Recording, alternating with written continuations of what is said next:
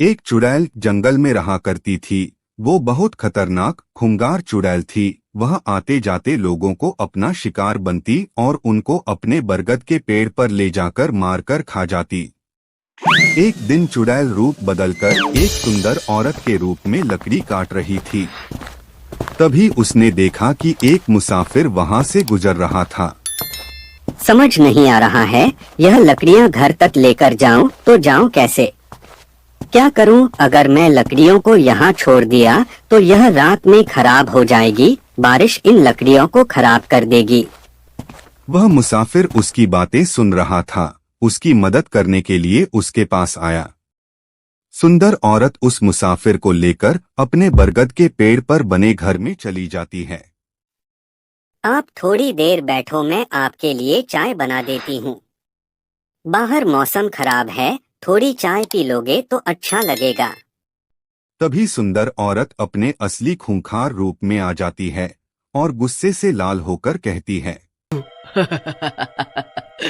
अब तू कहीं नहीं जा सकता। आज मैं तुझे अपना भोजन बनाऊंगी। उसके बाद वह चुड़ैल उसको मारकर खा जाती है। एक दिन चुड़ैल नदी के पास खड़ी थी।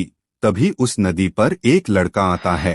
तभी उस लड़के पर चुड़ैल की नजर पड़ती है और चुड़ैल उसको पसंद करने लगती है। चुड़ैल उसको फंसाने के लिए फिर से अपने नए सुंदर रूप में आती है और वहां नदी में कूद जाती है। कोई मेरी सहायता करो, मैं डूब रही हूँ। कोई मुझे बचाओ बचाओ बचाओ। उसकी पुकार वह लड़का सुन लेता है और उसके पास आकर उसको बचा लेता है। वह लड़का सुंदर रूप को देखते ही मोहित हो गया था। भला बस उसकी बात क्यों नहीं मानता। वह लड़का कुछ दिन वही रुकता है और चुड़ैल के प्रेम जाल में फंस जाता है। फिर एक दिन, क्या तुम मुझसे शादी करोगी? हाँ, लेकिन मेरी एक शर्त है। तुम्हें मेरे साथ इसी जंगल में इसी पेड़ के ऊपर ही रहना होगा। बोलो, मंजूर है?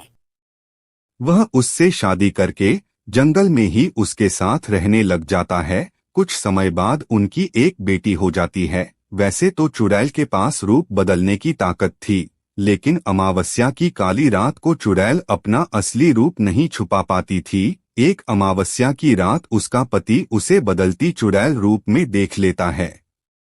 वह बहुत डर जाता है और उसे वही अकेली छोड़कर भाग जाता है। जब इसका पता चुड़ैल को चलता है तो वह दुखी होने के साथ साथ बहुत गुस्से में आ जाती है।